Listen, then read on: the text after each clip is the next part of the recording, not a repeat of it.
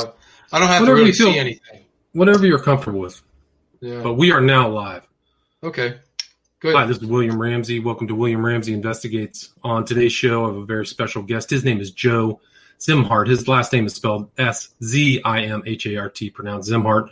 And he came to my attention after I was kind of surfing the web and came across Steve Hassan's YouTube channel. And I saw that he had just published a book. The title of the book we're going to talk about tonight is Santa Fe, Bill Tate, and Me, How an Artist Became a Cult Interventionist. I just completed it this morning.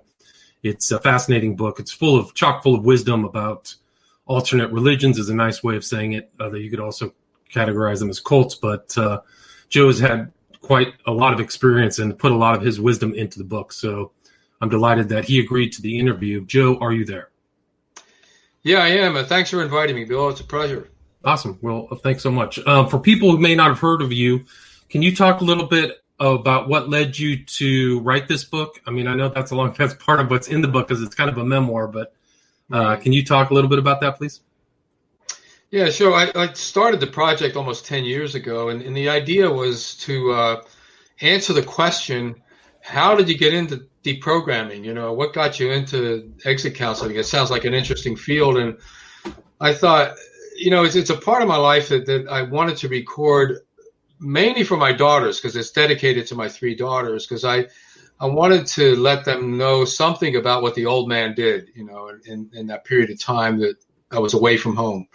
And and that means that the intervention work I did demanded a lot of traveling. For instance, I was flown down to Australia about 18 times, to Europe a dozen times, to Canada, to Trinidad, and all over the States to do these interventions. So yeah, the book is a way to tell that story. I did an earlier version of it that was rejected by publishers, but it was way too much information. I had like 200 footnotes. This time, I don't have any footnotes, and I shrunk it down to keep it kind of more readable. Hopefully it is, but you know, like they say, it is what it is right now. It's a record. And I'm planning another book that might be a little bit more formal approach as to how to explain how cults appear and what they are and how to deconstruct them, that kind of thing. More of an educational approach to it. But, so you have a book upcoming, but you've also written a few academic papers on cults as well that have been published in academic journals, correct? Yeah, I've had articles published in journals and books, especially the Cultic Studies Journal, and you know, I've done book reviews. I've had some things published in the Skeptical Inquirer over the years. I mean, nothing heavily academic. I have lectured at academic venues like the Association for the Sociology of Religion. I've lectured at their annual conferences twice, you know, with panels of sociologists about this cult thing. And so I've been in the academic mix, but I am not an academic. I mean, my only training, my degree is in fine arts, and that's it. You know, I work as a mental health professional, but I got that training on the job. So I've worked in a psychiatric hospital now for the last 20 years as a crisis caseworker. But yeah, my primary identity is artist. And that's really kind of what led you out to Santa Fe. Would you agree with that? Can you talk about how you? Yeah, thanks for asking that. I had a degree from the University of Dayton, where I switched from an engineering major to fine arts, and I got a bachelor's in arts and sciences, and I took some art courses to get started in fine arts. I went to the Pennsylvania Academy after that and got a certificate of accomplishment in painting there in 1975, and I moved to Santa Fe right after that, because Santa Fe at the time was the second or third largest art market in the United States. As a small city, about 50,000 at the time, it had maybe 200 art galleries. It had an international presence in terms of people that came there to buy art. About half the art that was sold there was Western or Native American type of art, but there were continental galleries, meaning they sold modern art and all that sort of thing. So, yeah, it was a vibrant town, a lot of art, and that's what attracted me to it. And you were kind of there before New Mexico became as fashionable. Is that true? Yeah. When I got there, there was something called the Santa Fe style emerging. And by the late 70s, it became a thing. And there were books written about it in the 80s. There were people decorating their suites in New York and Los Angeles and Chicago, Santa Fe style. Turquoise jewelry was a thing. Buying these coyotes howling, carved by folk artists was a thing. So yeah, Santa Fe became a favorite, among tourists. The tourists I talked to that came there said that Santa Fe was their second favorite place to visit in the United States. New York might be the first, or San Francisco might be the first, or New Orleans might be the first, but Santa Fe was their second. And I think you say in your book, interestingly, that the trajectory of your life changed the first day you arrived in Santa Fe, correct? Is that right? Yeah, looking back, it was, if you believe in fate, I could put the pieces together and said there was a hand of something in my life. I drove into town. I took a runaway 16-year-old from Dayton, Ohio, back home to Espanola, which is north of there. Her mother asked me to drive her home, and I did. And I camped out. And the first day I spent in Santa Fe, I almost had a major wreck coming into town down the ski base, and my U-joint in the car spun out, severed the brake line, and I had no way of stopping. The gears didn't work, the brake didn't work, the emergency wasn't attached very well, and I was careening down a mountain road, and somehow I brought the truck to a stop. Anyway, I got it fixed, and I got into town the next day, and I met this guy, Bill Tate, who's on the cover of this book that I published. And that is the only picture I have of myself with Bill. He became a very good friend of mine over 12 years. But I met him the first day in town. While I was in his gallery, I noticed there was a book, Manly P. Hall's The Secret Teachings of All Ages, that he had, that he hadn't read for years. And there was a magazine. On the cover was this feature article on Nicholas Roerich. He was an artist, a Russian artist, died in 1947, who with his wife began the Agni Yoga Society, which was a major theosophical movement from the 20s. And I read that article, and that, along with Manly P. Hall's book, which I borrowed from Bill that first day, got me thinking about theosophy and the artists that were involved in it, because I had heard about this studying modern art. Kandinsky was somewhat involved with theosophy. Mondrian was, Franz Kupka, William Butler Yeats. I mean, the list is long of modern artists that were influenced by this esoteric approach to spirituality. And Eastern religion was involved in it. Transcendentalism and all of that kind of thing. The early Rosicrucian movement was involved in it. So that got me going. And also the first day in town, after I left Tate's gallery, I went to this bar, and this fellow introduced me to his uncle as a resource, and because I was going to do construction work, and that uncle owned the old I Am Center. And I eventually worked for that uncle and got to know the I Am cult through the working in their old center there, and I studied their teachings. The I Am was a spinoff of Theosophy. It was also a proto-fascist organization. It was a spinoff of partly of New Thought religion, Theosophy, and something called the Silver Shirts. And if you look at William Pelley's Silver Shirts, they were American fascists that modeled themselves very much on the brown shirts that were emerging in Germany at the time, in the 20s, in the 30s. So I got curious about that religion. I met some other people at a small mall there who were part of this Church Universal and Triumphant. And it was years later that they invited me to come to meetings and all of that. And this Church Universal and Triumphant became the cult that most damaged me, so to speak, or got me involved in what I would call a self-sealing social system for a period of about a year and a half. It was that experience from late 78 until the middle of 1980 that taught me what it means to be, quote, brainwashed, unquote, and to be under the spell or the control of a kind of a transcendental belief system that's deceptive and quite manipulative. So, it was from that experience that I began to study what cults were about in the early 80s and trying to sort it out. The Church Universal and Triumphant used Buddhism, used Hinduism, used fundamentalist Christianity. It used theosophy. It used New Thought. It used chanting. I mean, it combined a bunch of stuff. It claimed to represent the perennial religion. The leader channeled beings in the ascended world from all the religions. It was a crazy mix, and deconstructing that brought me into a wide array of resources to look at what world religions were about and also what new religions were about. So anyway, to get back to your question, all of that was triggered by the first day that I was in Santa Fe. Right. Had I picked a different day and met a different gallery, my life would have probably been not the same. Much different. And I mean, the I Am cult, I think it was it Elizabeth Clare Prophet? Was she the head at the time in 78 to 80? I don't know. No. Okay.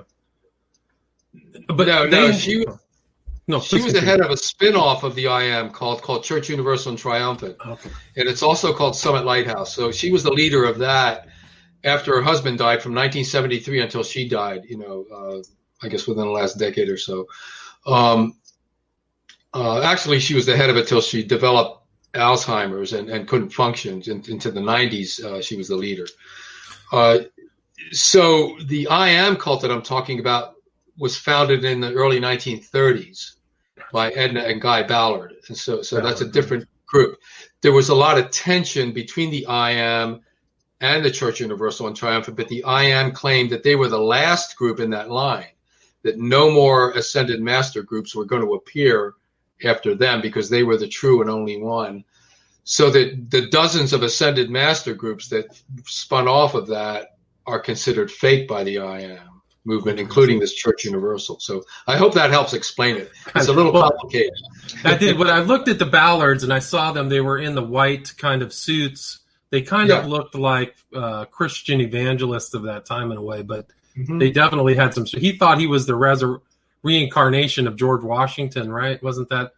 And that seemed to be a theme within your book, is all these different types of cult environments. These guys all think their past lives they were super famous people or whatever. But his wife Edna Ballard claimed to be the reincarnation of Benjamin Franklin.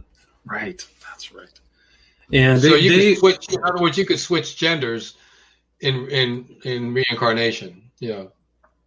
And even Roerich himself was an artist as well. And I think he was actually Roerich was quite good. He sold a lot of work to wealthy people. He wasn't considered a great artist by the critics or by his Russian peers, but a lot of Russians loved his work, and so did New Yorkers. So he was a competent illustrator. I mean, his work is good. I mean, wasn't he the one who inspired the tracing board on the back of the dollar bill? I thought that he got Wallace to put that on the dollar bill.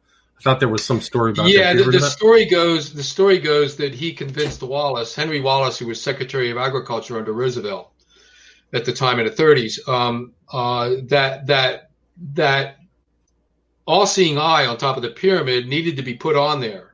It was part of the esoteric Egyptian Eye of Horus or whatever, and it was part of the occult background of the real meaning of the United States, that it was overseen by God and by God's emissaries. In other words, his angels, his masters, and all of that are guiding the United States in some way, and that all-seeing eye is there watching us. Little spooky, but it became part of our dollar bill. So that's the story behind it. Yeah. And I think didn't he influence Roosevelt's wife too? She said it was Besant. She made some kind of, was she a channeler? I don't remember. Eleanor Roosevelt? Yeah. Yeah, Eleanor was a progressive person, and interested somewhat in theosophy. She read the Alice A. Bailey books, which Bailey, was that's right. Alice Bailey lived from the late 1800s until about 1949. I think she passed away, but she channeled a series of about 20 books from an ascended master called Jwa Kul that she called the Tibetan, and the Tibetan did these abstruse kind of channelings like externalization of the hierarchy, for instance. And Bailey was known for her quasi anti-Semitic stance. And what that means is that she said that the time of devotion, which is the Jewish way of life, is disappearing, that way is gone, and a new way of love wisdom is coming in, like a new age. So she was a herald of something called the New Age.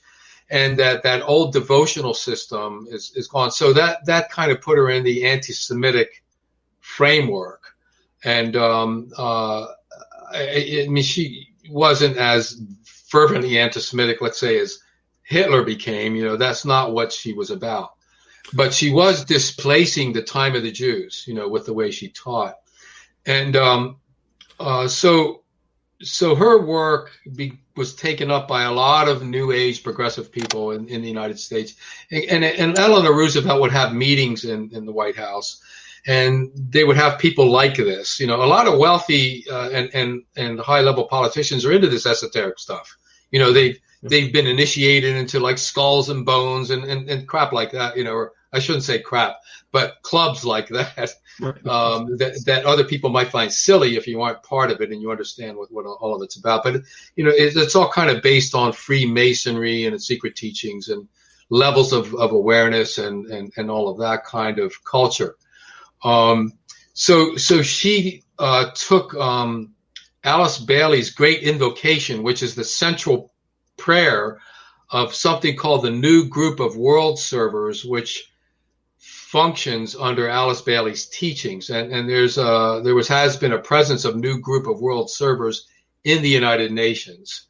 Now, that doesn't mean that the United Nations represents them in any way. It just means that the United Nations houses a lot of different kinds of clubs and esoteric stuff, because it's there's different places where you can go meditate there. Right. You can do all kinds of stuff. There's a meditation room there, right? With the and it was, for instance, it was set up by Sri Chinmoy. The meditation room was one of them. And Chinmoy claimed to be the United Nations guru at one time, which the United Nations came out and told him to cease and desist, claiming he's the United Nations guru, because he wasn't. Wow. They don't have any such thing. So there's a lot of mixed messages going on about conspiracies about the United Nations, but you have to be really careful about this kind of thing, because the conspiracies are fed by both sides of this debate, because it makes them feel more powerful to know this stuff. Right. And you have to be very careful about how that parses out. It's not as simple, or as systematic as you might think it is. So your thing was really the Guy Ballard, but also Roerich. So you were always in, or when you were involved, it was the Agni Yoga tradition, correct? Yeah, that was a lot of what I focused on. I read all those books. I had about 20 or more of them. I had, copies of Roerich's paintings, 8x10s framed around my, room. I emulated his style of painting for about a year, but I kind of gave that up. So he was an inspiration, you might say, to me until the early 80s.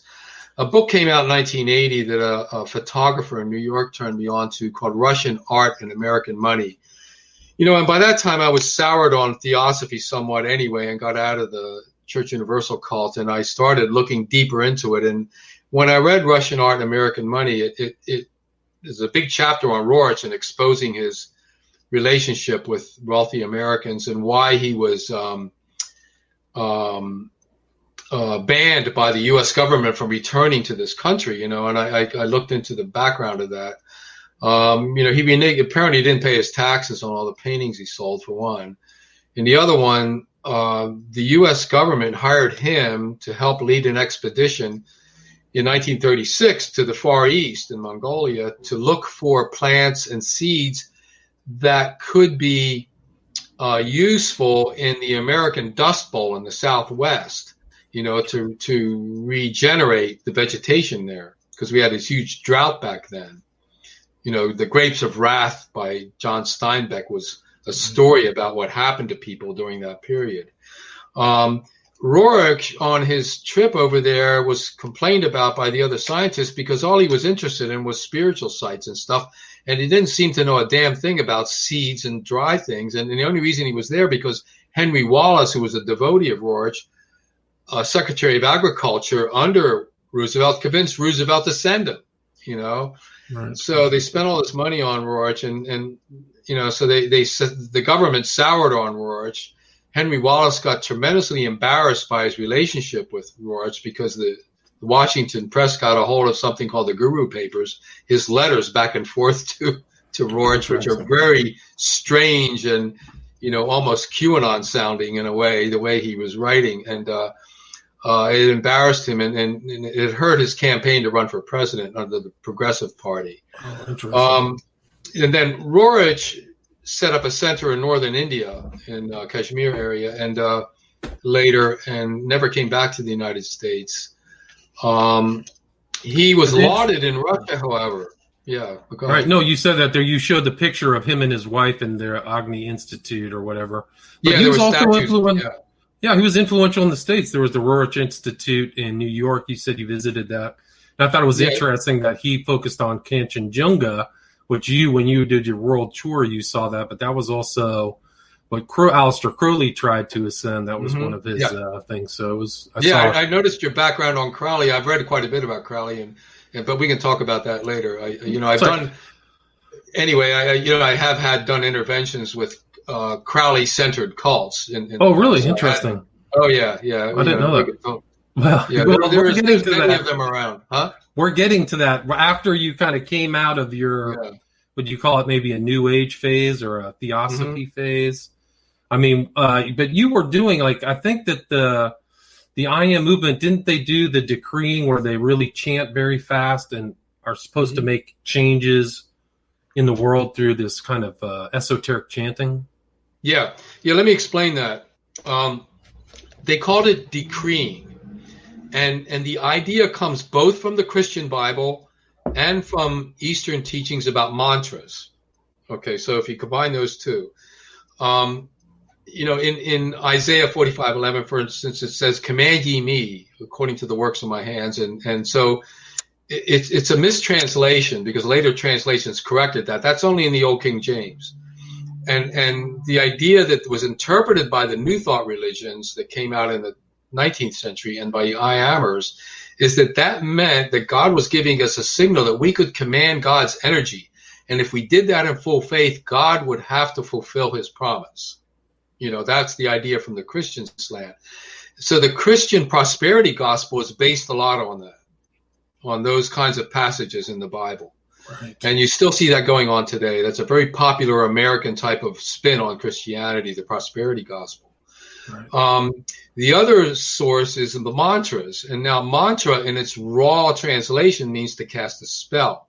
But mantra in its real effect means that you set up a system of words which are very rigorously put together in Sanskrit, and that's linked up to some god. Now there's about 33,000 gods in India or whatever, so you can pick all kinds of things.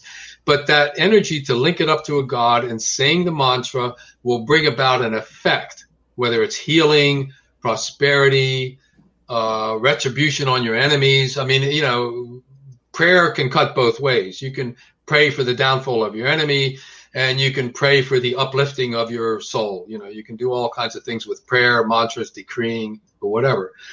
So the decreeing thing comes out of the affirmations mainly that were developed during the New Thought era of religions from the late 19th century. Affirmations became a thing, especially when this Frenchman, Coué, who was a New Thought guy in the early 20th century, came up with a French thing that in English is translated in every day and in every way, I am getting better, better, and better. Now, millions of Europeans and Americans in the early 20th century were chanting this thing, whether they believed in New Thought or not. It was just a thing, So what the I Amers did was take these formulas and expand them. Some of them were very long, some were very short, and they began to speak them out loud because they said that, if you speak them out loud, it sets up a physical vibration that would affect reality in a certain way, and so that's called sympathetic magic. In other words, if I slam my hand down here and you hear this noise, and if I think that's going to scare my neighbor across the street, it will. That's the magical idea behind the vibration thing. So, and these things were color coded in the I Am religion. For instance, they had blue decrees and pink decrees and gold decrees and white decrees, and each one of the colors had a specific energy associated with it. Blue was power, pink was love, yellow was wisdom, white was spirituality, that kind of thing. Green was healing, and green was prosperity. So if you did a green decree, you would do a healing decree, or you would do a prosperity decree. Now, the more you repeated it and the more will you put behind it, the more power it would have, so more is more. Right. So let me give you an example. One of the violet decrees that I learned initially when I got into this system, it goes, I am a being of violet fire. I am the purity God desires. Okay, so it's kind of like rapping. They rhyme a lot. However, when you actually say it in with other people, it sounds like this. So it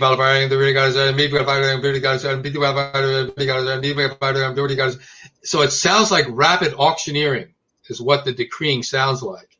And you can imagine a room of 3,000 or 4,000 people doing this, what that feels like. It's like a buzzing sound. And if you do it for about a half hour, you get a buzzing feeling in your head. And that feeling is interpreted as spirituality, as a spiritual infusion within the person, and it gives you the sense that there's something working going on there. So that's basically the power prayer of the I Am movement and the Church Universal and Triumphant, and dozens of other similar groups that use decreeing and mantra yoga. It's called mantra yoga as a core of their practice. So I hope that helps. No, it does, because I've heard it online. You can actually, some of the, either I think it's the Church Universal Triumphant has some of the decreeing happening. It sounds, it sounds like a chant, but also, it's just like you said, it's very unusual. But the people in that group really think that it can create change kind of in the world. It's kind of like a magical chant in some ways.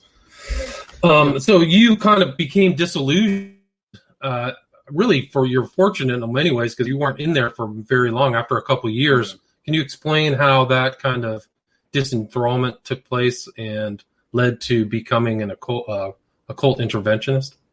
Sure. Most people in these high demand groups are somewhat ambivalent about being in them, because they know that the people on the outside see them as cults, for the most part. Often there's tension with family members once a person gets in, because, obviously any mother, father, brother, sister that isn't a believer is going to think you're going over the edge here, right? So it gets difficult to communicate with family, so that can cause some ambivalence. And so you tend to keep this stuff to yourself when you're in a group like that. And part of the wisdom behind occultism says that if you get into this world of theosophy and Gnosticism and all of that kind of thing, that you should practice something. It's a kind of a mantra that you say to yourself: to know, to dare, to do, and to be silent. So there's this that goes back to Eliphas. That goes back to Eliphas Levi. That's the it goes way back there. And it comes. Blavatsky studied Eliphas Levi or Levi's stuff, but it even goes back to the Freemasons, because you take a vow of silence under the penalty of death, that you don't reveal what goes on in the Brotherhood. And that goes back to the Rosicrucians. It goes back to the ancient Egyptian mysteries. I mean, this is nothing new, that you keep your club secret secret. That's common. The CIA does it. The FBI does it. The Freemasons do it, and a lot of modern cults do it. You maintain silence about this high wisdom. And the other thing comes from the Christian religion. You do not cast your pearls before swine. That's another thing. That's very much the same thing. Right. So you had this kind of, you called it a culture in the book, but what was it like trying to come out of that? I mean, it was kind of a difficult, I'm sure it's a difficult process for anybody. I've talked to a bunch of Jehovah's Witnesses, Scientologists, and how it changed really their way of looking at the world and themselves. Yeah, it does. The one word I can tell you, it's painful.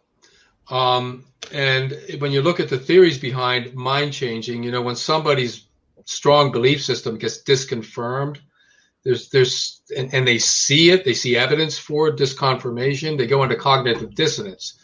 In general, when people suffer cognitive dissonance, meaning they get confused at what's real, what's not, they tend to retreat back to the belief system, begin to rationalize it. You can see this happening with this assault on Congress with a lot of the people now. Rather than saying they made a mistake, what do? They double down and reinforce what they did as if it was the right thing to do. So this is normal human behavior, to reinforce your own beliefs when there's disconfirming evidence for it. But some people begin to see that, like I did, that the world I'm in, there's something is wrong within this, because I saw conflicts within the movements.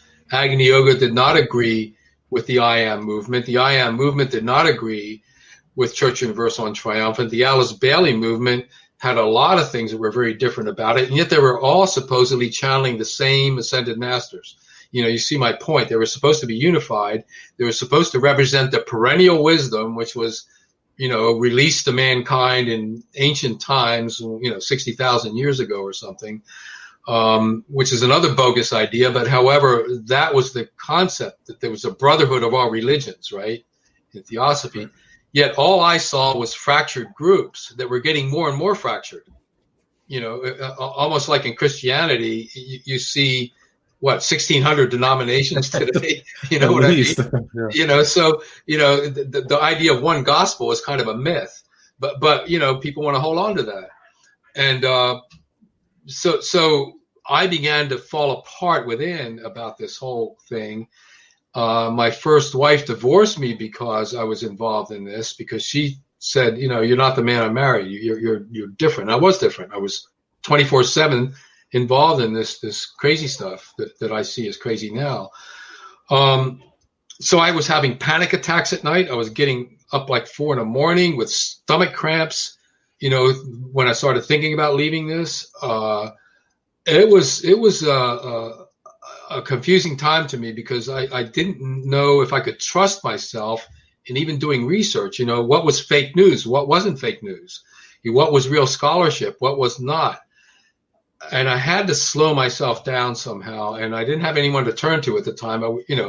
I think the reason I became, a researcher in this area is I wanted to become the person that I wish I could have met then, to talk to. Interesting, right? Right. And so, I did what a lot of people do. You turn to what's familiar to get some help. I write about this in the book. I grew up in the Catholic tradition, so I'm very familiar with it. I was an altar boy. I could recite the Mass in Latin, back in the day, and all of that sort of thing. And I was familiar with that culture.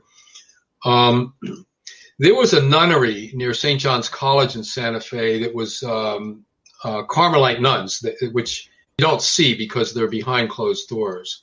They're hidden. But there was one nun who was there in the main office that would talk to the public that would come in to give gifts or to give messages to the nuns that are in the cloistered area. And this lady's name was Sister Teresa when I knew her. She was 64 years old, 65. She was about 4'10". She became a nun when she was around 60, after she had raised 4 sons, and her husband had passed away. Her family was doing very well, and she decided to dedicate her life to God this way, So it was almost a Hindu tradition, because in Hinduism, you become a householder, and then you go on a spiritual journey. after you fulfilled all your dharma. And so she was almost following a Hindu pattern in a way.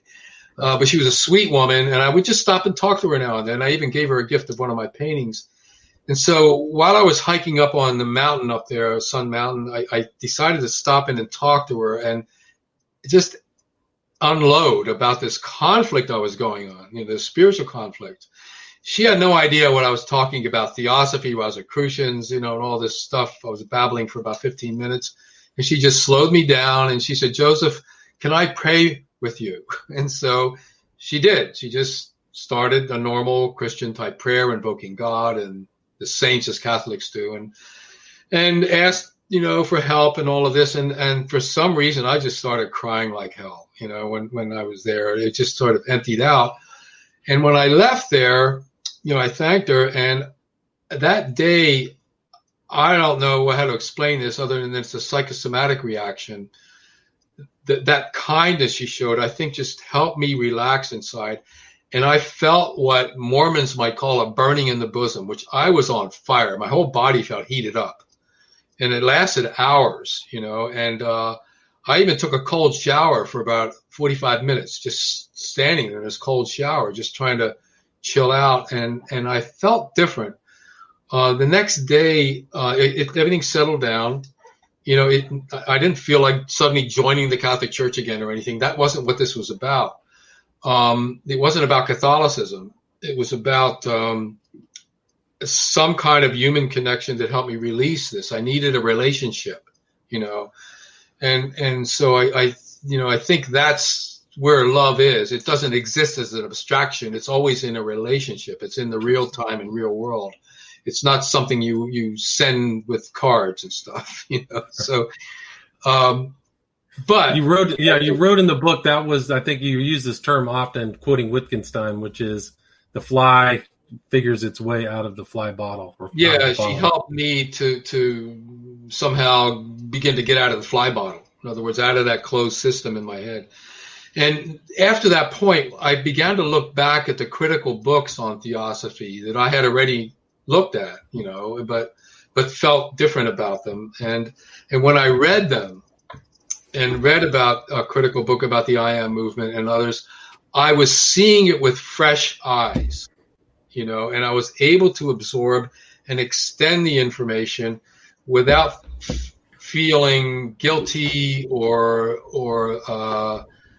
impeded in any kind of a psychological way. In other words, I could entertain doubts now. Healthy doubts, and that's what it was. It was a matter of being freed up to do real academic research and sorting this stuff out, which took me years, because I read a lot of books that were useless to me after I read them, and it took me a while to compile really useful information, or what I call pragmatic information, that I could build on. And one thing led to another. I began to write a little bit about my experience. I got to know some ex-members of Church Universal. They introduced me to some parents that were concerned and that wanted to talk to me about my research. My name got around, cult awareness networks that were around, and I suddenly got swept up in that world as a resource person. And then deprogrammers and exit counselors called me to come help on cases, and I thought I would try it out because it sounded interesting. Before I knew it, I was getting one call after another, and it turned into a living for 12 years. I actually did nothing else to make a living except some artwork, traveling around doing that kind of work. It was that's why I wrote the memoir. I wanted to kind of capture a little bit about that period. Right, and I mean, you include so many references to the books you found helpful in your book, and I think that's also a great reference. Like, there's a lot of I would say this book is chock full of wisdom from what you've learned. So I highly recommend people. This book may be the personage that you could read before you get into a cult. So I would suggest people read this. But can you talk? You talk about some of the case studies. You were actually arrested and tried up in Idaho. Can you talk about some of the cult mechanics of, you call it exiting, or there's different terms, deprogramming? Right. Well, basically, an intervention is just getting an opportunity to educate someone. That's all it is. Because what you're talking about, some journalists call this information disease. When somebody is living under, seeing patterns where there aren't any, that's called apophenia. That's a kind of a mental disease. You see a face of somebody in a cloud where there isn't really a face up there, but they think that it has something to do with the face.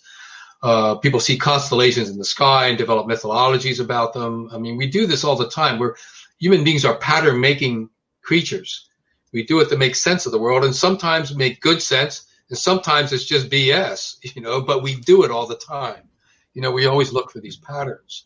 We need to do it in science. We have to look for patterns and see if they match up with reality.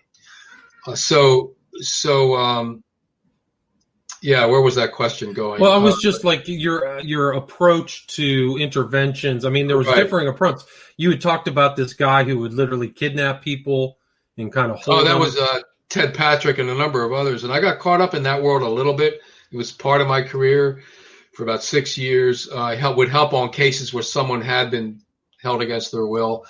My goal when coming in after that was done was to try to convince the person to talk freely and get rid of the security, which happened most of the time, but it didn't always happen. And so you could get into legal trouble. But for the most part, the interventions were, they might start by surprise, but the cult member, so to speak, had control. If they wanted me to leave, if they didn't want to talk, then it was over.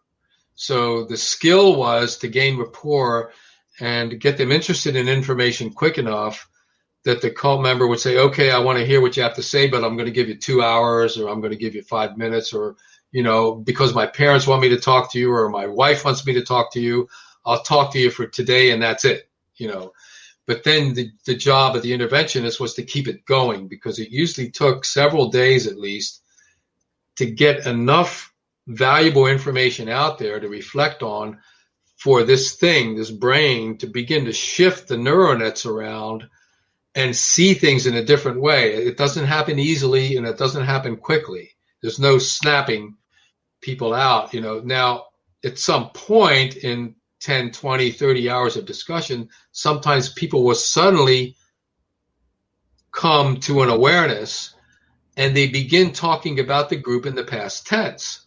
And once I start hearing that, I realize, well, we've turned a corner here. They're not in the group psychologically anymore. They might have emotional ties to it. They might need to clean up a lot, which could take some work. But I've gotten their point of view expanded enough where they no longer fit into a constricted mentality. And that's the goal, is to expand a person's point of view during intervention. Because most cults are very constricted when it comes to information and what you believe and who you believe. Right. And you covered so many different groups in this. I mean, you talk about Scientology, Unification Church, and so you're kind of on their list as what they would call a deprogrammer, and try to harass you or whatever. Can you talk a little bit about that? Yeah, I've gone through a lot of harassment in different ways. I mean, the group I was in, the I Am and Church Universal, I found later on from ex-members that were deep into the group that I was on the chanting list, where they would decree, for my karma to descend on me and blah, blah, blah, and all of that, and so there's that metaphysical attack, which I didn't feel, but they was there. I would get phone calls sometimes from groups that, a member that would scream at me or threaten me or whatever. And I've usually handled those pretty well, and they would never call me back again. I'm not easy to rattle. Maybe that's why I work in a psych emergency department. I stay pretty calm around pretty active patients that are difficult. And I'm not saying that that's anything special, but it's just the way I'm made up. Well, I thought that was interesting in some of your interventions, that sometimes these people weren't in the grips of a cult or a coercive environment, but were not mentally well off too. So that was kind of like your... That's true. There are people now people that are really unstable tend to get kicked out of these groups. I mean, the one thing about cults is they want to be efficient and they want deployable agents. They don't want people that are a load, that are a problem. So crazy people get kicked out of cults. It's a misnomer to think that just because the teachings are a little crazy to you and their behavior is odd doesn't mean that the people are crazy. They tend to be like you and I, or the average person on the street in general. They can function very well. When they present at grocery stores or have to lecture about their group, they can be very convincing and very nice and charming and whatever. They're not dysfunctional, which is what crazy means. So people in these groups tend to be highly motivated. It depends on the nature of the group, whether it's very intellectual or not, whether it demands a high IQ or not. There's 1,000 different kinds of versions of this out there that can attract thousands of different kinds of people. So there's something out there tailor-made just about for anybody. I'll give you an example. I did an intervention with a young medical student who was in, graduate medical school. He was in a group in Louisiana associated with a professor that he had. And the name of the group escapes me now, but the professor had about 30 students in these kind of meetings, like a club, that would come to hear him talk. And he was having extraordinary control over them. His main focus or teaching, like there's Aleister Crowley, but this was George Gurdjieff. You've heard about Gurdjieff. Gurdjieff, yeah. Gurdjieff. Yeah, he lived from the late 19th century and died like in 1949, I believe. But he was an infamous spiritual teacher, guru, cult leader. During the 20s especially and the 30s, he was well known. The great architect, oh God, I can't remember now. But anyway, he had a lot of high-level people involved in Gurdjieff teachings. They were called the Fourth Way teachings. So this professor, medical professor, was using Gurdjieff teachings and had these people under his thrall, these students, and their sacrament, their ritual that they would do at the end of each session was to drink a shot of Jack Daniels, whiskey. So I did an intervention, and this guy was very arrogant, the young man. He didn't think I could teach him anything. When I first met him, he was just standing there. He wouldn't even sit down. His family introduced me to him. And there was a female interventionist there that brought me in. He wasn't held against his will, but he knew that if he didn't talk to me, his parents weren't going to support him in medical school anymore because he was wasting his time going to this thing, this cult thing all the time. So it took about 2 hours for me to gain rapport with him, and then he finally relaxed because he knew I knew a lot about Gurdjieff. I had read meetings with remarkable men. I'd read a lot of the Gurdjieff work. I had already done interventions with other Gurdjieff groups. And so, and I knew that the so-called Sarmun Brotherhood that Gurdjieff claimed to get his teachings from didn't exist.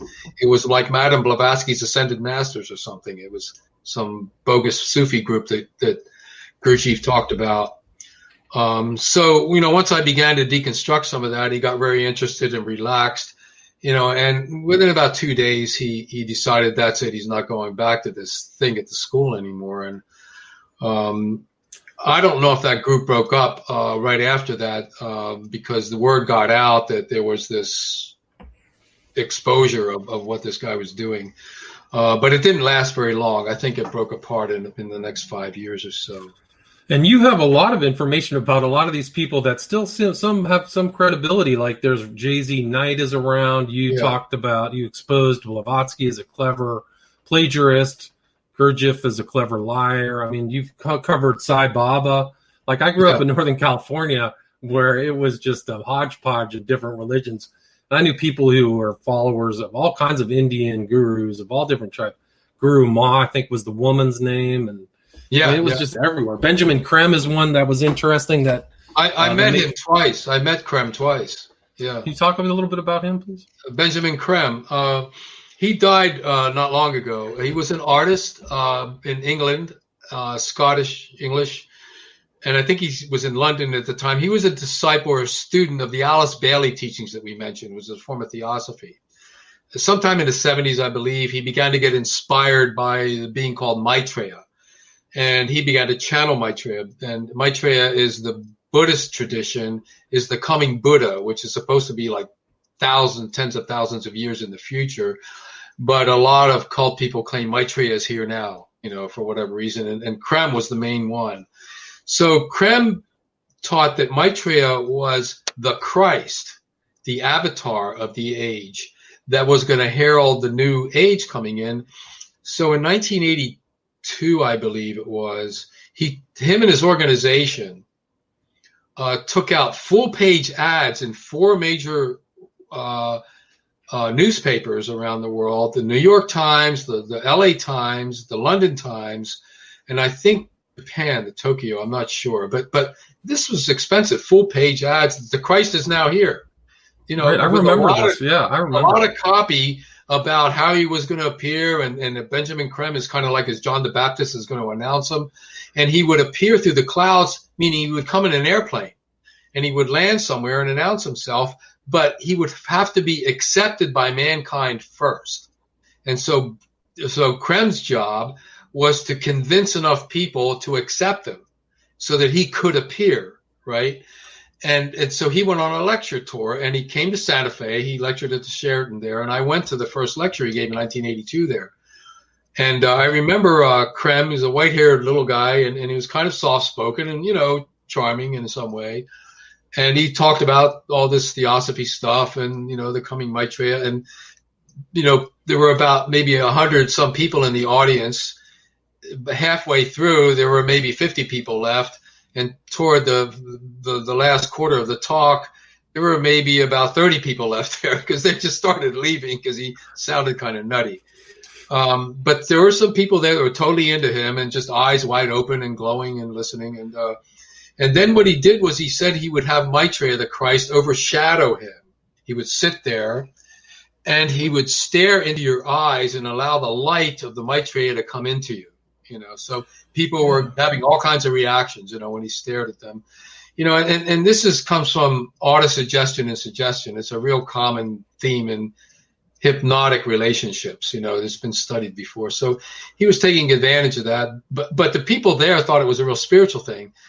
Now, I didn't know what it was at the time because I was early in my research in 1982 about all this. And so I sat there and he went right by me. He didn't look into my eyes, I was right there toward the front row. So I thought, what the hell? He's moving this way toward the left of the room. So I got up and I moved all the way to the left of the room because I wanted to see what this was. And so he finally looked at me. I was the last person he looked at. And when I looked at him, I had a hard time keeping my eyes open. I had a psychological reaction is what happened. Interesting. I was spiritualizing at the time, thought I was in a spiritual battle. Like dark and light or whatever. That was what I was thinking at the time. But really, it was just a psychological reaction as I look back on it. So I've heard that he had control over some of his audiences. I've seen weird videos online. Oh, they saw all kinds of things. But yeah. In my studies of gurus, people see all kinds of things that they project or transference, it's called, onto the guru. They will see golden light. They will see the guru levitate. They will see the guru change in form from a person to a blue god. I mean, their astral body or something. Yeah, I've heard of that. Yeah. People report all kinds of things when this charismatic relationship is set up. Yeah. So with Creme anyway, Creme stopped gazing at me. He threw his hands in the air. He said, "That's it. That's enough." And he got up and he walked off stage. So I said, "Well, what the hell was that all about?" I saw him again a year later, and I went through that gazing thing again with him, and I felt nothing. And he had a big crowd. Within the Christian community, people were interested in Creme as the Maitreya being kind of the representation of the Antichrist. Yes, so I knew that. The fundamentalist Christian community was very much into like Tex Mars and yes. Yeah. I There's knew some this other one commentators. Yeah, no. lady. The lady that wrote the Hidden Dangers of the Rainbow, Constance Cumby. Yeah, Cumby, She was yes. a real Yeah. critic of the New Age, and I got to know her a little bit. She was a true believer in occult powers. She believed they were evil. Yeah. I kind of emerged from that in the early 80s. I saw that this is a construct of the human mind. If you want to believe in it, it's going to affect you. Right. And so I don't put any energy into it. And when I stopped doing that, I mean, I have no effect from all of this energy being thrown at me by cult leaders. I've always slept well. I'm very healthy. I'm 73. I don't take any medication. Oh, good for you. I rarely call out sick. So I don't know where the hell this occult power is. And I've been a critic of this stuff for 40 years, So if it's there, I don't know what's protecting me, but I don't get it. Well, one of the sentences from your book that I left in my notes was, "We are easily fooled by experiential and somatic signs, as I would soon begin to learn, as many former Mormons know." So, like, even these so-called changes are driven by belief, I would say, physical, psychosomatic changes. Would you agree with that? I agree. Now, don't get me wrong. Human beings function on trust. They function on belief because there's a lot of mysterious things here in relationships and in the world, the science, nature world, and in the social world. And we have to do something that sociologists call plausibility structures in order to just reduce anxiety. So we come up with stuff that might not be right, but we have to hold on to it to just get by day to day. I mean, just simply put, we put up a plausibility construct that supermarkets have safe food to eat, right? Right. Now, we can't prove that every day when we go in there, or else we go nuts trying to prove it. But we have a trust system built on that. And sometimes the trust system's wrong because the supermarket has to pull stuff that is toxic, because the FDA discovered that this is not good and they have to get it out of there, and people sue the company, and, all that stuff happens. But we need to have belief systems. Plato called them, and I've mentioned this in my book, pious frauds, or noble lies. They are almost necessary. They're not intentional frauds. They're not harmful even. And they might be useful. So, I might be getting into odd territory here, but there are people out there that are cynical about this and believe that it's good to have people believe in a particular lockdown version of Islam or Christianity or Judaism or whatever, in an orthodox or some kind of fundamentalist bizarre way, in order for society to be controlled, even though it's bogus. We have to hold on to it. We can't change it. And then you have these rigid societies like Saudi Arabia and North Korea, as a result of that. So the pious fraud becomes constricting. It's no longer noble. It's no longer a useful way to run a society. Our founding fathers in the United States knew that the realities had to be constructed. And they were constructing one with the Constitution. They knew it was an experiment. It wasn't dropped down to us by God. This was a human experiment very much, hopefully, supported by a divine presence, but they knew it was human. And I think the wisdom of the U.S. Constitution is that it's flexible. It changes. It can be amended. There are many things which were flawed in society back when it was founded. Women couldn't vote. Blacks were slaves. I mean, there was all kinds of things like that had to be and continue to have to be amended. We can't stop changing who we are. It has to remain pragmatic, in other words. And I think that's the lesson I learned through all this is that for human beings to be healthy, they have to be pragmatic to some extent. They can't become fundamentalists. They can't lock into a constricted, pious fraud or a worldview. It's just not going to work in the long run. It's going to break apart because human beings don't function well under that. I mean, you can see Saudi Arabia busting at the seams over there. Women want to drive cars. Women want freedom of expression over there. And eventually it's going to break out. It's going to happen over there. It's interesting. Yeah. I mean, it's a great point. I mean, and you talk kind of about the four things about a cult, like transcendent attraction, exclusive authority, circular tension, exit perils, and dread to defect. So these are like those kind of, I would say, in that kind of totalist environment is to have those things and maintain it. But we're at an hour, Joe. Do you have anything you'd like to add or anything I missed? Or can you talk about your social media contacts if people want to reach out to you? I started a YouTube channel. I don't know where it's going because it's kind of crude. I use my iPhone in my studio. I was encouraged to do it because of this QAnon thing out there to kind of comment on some of that. What are your thoughts about QAnon? It's got a very crazy history. It has some roots in like I mentioned, in the early fascist movements in the United States, which believed in these kind of same conspiracies. The I Am certainly did, and so did the group I was involved in. I mean, I can almost see a version of my group in QAnon part of it. QAnon also has attracted people that what I call wounded narcissists, people who maybe aren't that prone to really study government in its real form, but will want to believe that government is against them and their freedoms, because it takes their money away in taxes. They don't know where the money's going. It looks like a mystery, like a deep state out there.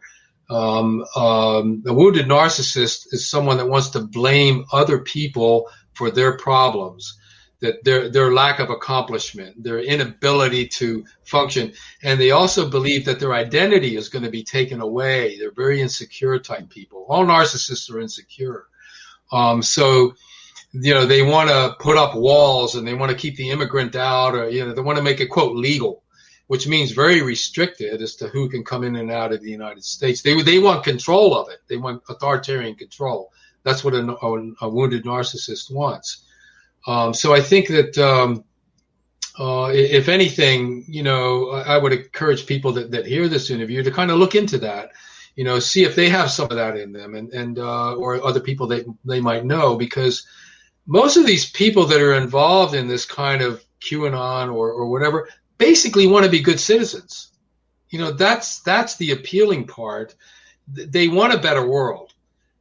That's the hook where if I was to do an intervention, that's my highway into their world where I can begin to explore, okay, you want a better world, how do you see this functioning?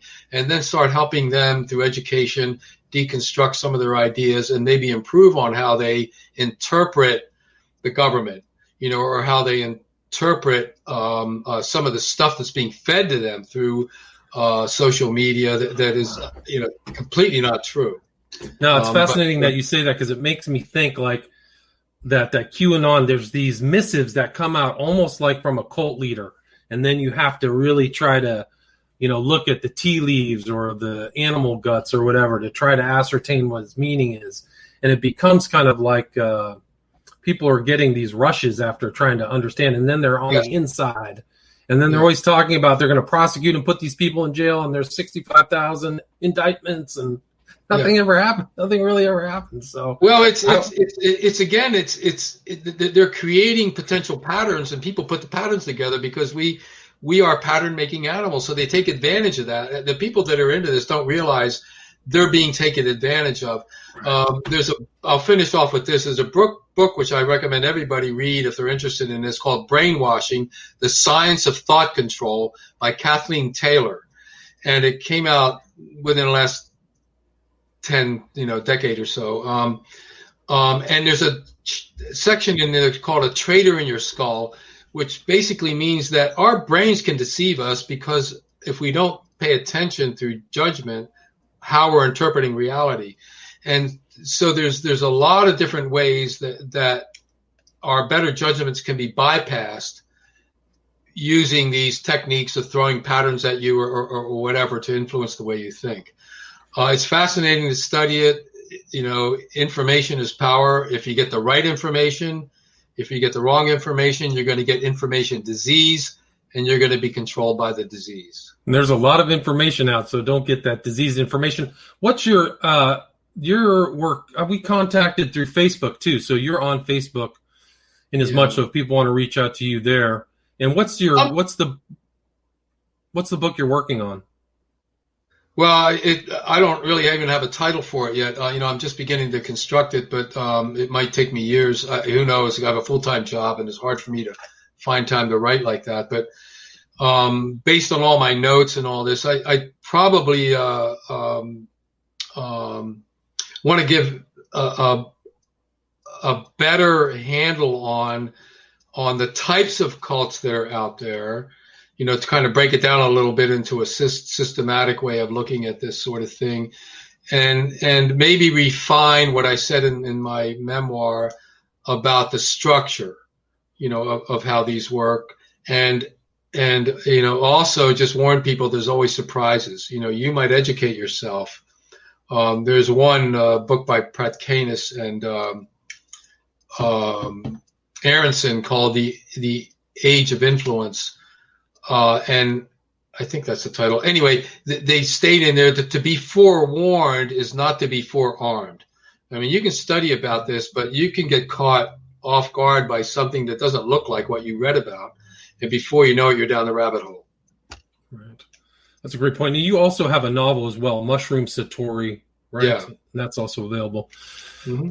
What a great interview. Thanks so much, Joe. Let people go read this book before you join any coercive groups. So this will definitely disenthrall you before you need to be disenthralled.